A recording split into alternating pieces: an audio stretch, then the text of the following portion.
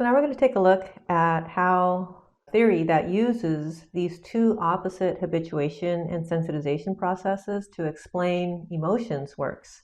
So this is often called the opponent process theory of emotion.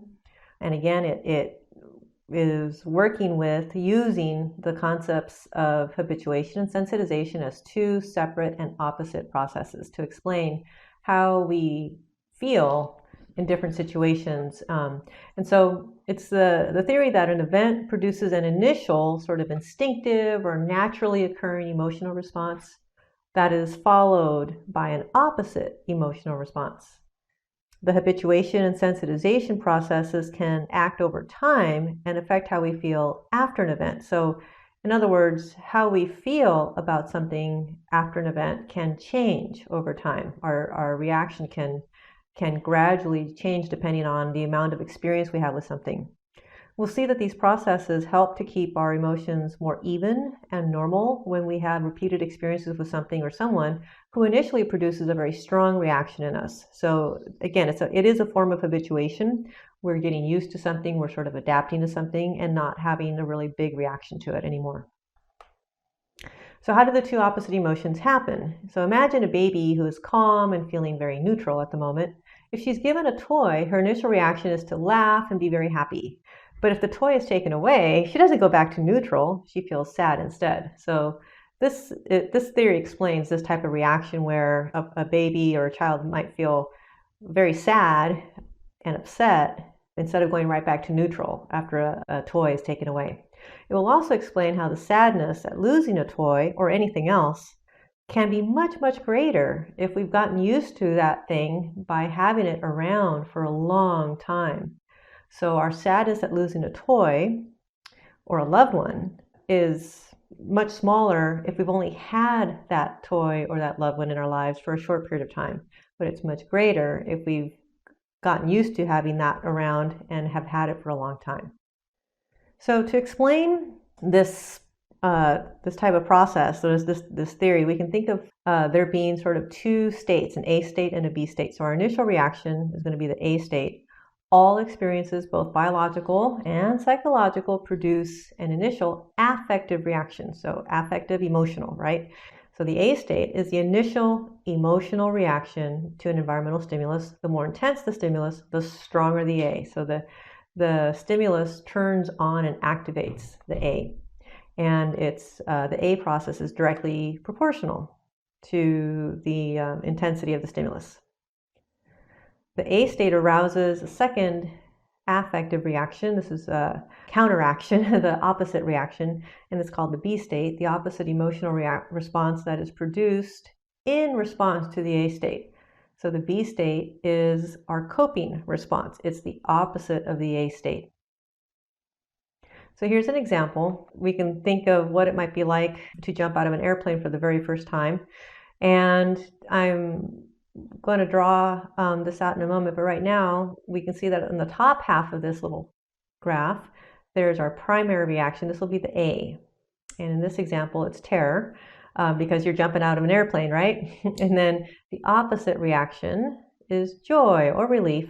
And then during these two little bars here, that's the time that the person might actually be in the air. And this study was actually done. They actually have assessed people and measured different physiological measures during skydiving, and they compared their feelings and their physiological reactions on their first skydive and after having done many skydives, and they found the exact pattern that we're looking at here. On the first skydive, the primary reaction is terror. We can see that, there's quite a bit of this terror reaction. It peaks early, and then there's sort of a steady state. And then once the person lands on the ground, terror goes away. And there's this after reaction where afterwards people feel a huge sense of relief. They don't just go straight to normal. They feel a lot of excitement. They feel a lot of joy and relief. And then eventually they go back to normal. After many jumps, so if this is the 100th time that a person's jumped out of a plane, what we find is that they no longer have much of a terror type feeling. A little bit, but not anywhere near what they felt on the first jump. But once they land on the ground, the relief and joy gets amplified. So we see here something interesting. Two things have changed with the amount of experience skydiving. The initial terror responses go down, so the A state gets smaller, but the opposite reaction that comes after landing on the ground, the B state, gets bigger, and that's a common thing that is found. All right, so let's take a look at the opponent process theory of emotion in action. And so one of the early studies on this looked at the responses of people when they jumped out of an airplane, so skydiving. And so during this period of time down below, they were, in the sky. During this time, then, they recorded their physiological reactions, and they found this pattern, the pattern that was shown on the slide just a minute ago, where the person who was skydiving for the very first time had this huge terror, fear response, which is natural, right? I mean, they're jumping out of an airplane. That's got to be really, really, really scary. And then when they landed, they experienced this sort of joy, very kind of strong, joyful reaction, a big sense of relief. So you can think of that as sort of being a very positive experience. And when people look back, they might remember that period of time that they were experiencing the more positive emotion and sort of downplay the negative, sort of terror type emotion. So why does the initial emotional response, the terror response, diminish while the opponent response, the joy and the relief, increases? And so now we're going to get to the underlying theoretical habituation and sensitization, these opposite types of processes that are underlying all of this. Underlying the two observable emotions are those two theoretical processes, the A and the B. The A is often called the primary process. It is directly tied to the stimulus. So it's like a light switch. It's turned on by the stimulus and turned off by the stimulus. So in the case of the baby with the new toy, the presence of the toy triggers the A. The removal of the toy turns off the A. A will never change. It's going to always be the same size on the first experience as on the 100th experience. And we can think of it as a sensitization process. It's an increase in our reaction.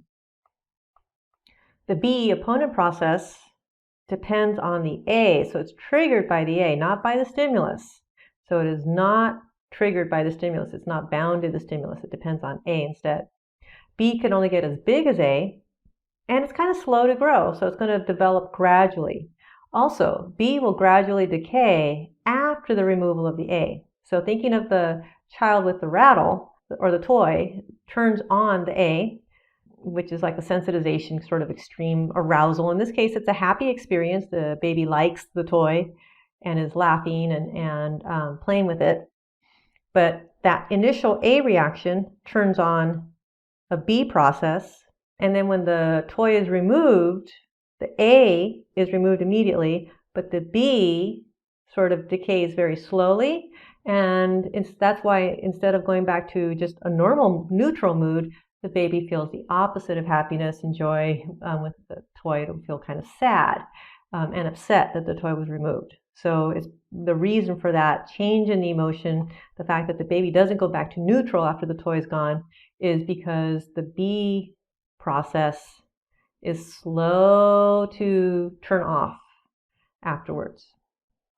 So here we can see that after one jump, we have a large A reaction shown here in green, and a small B opposite reaction shown here in red.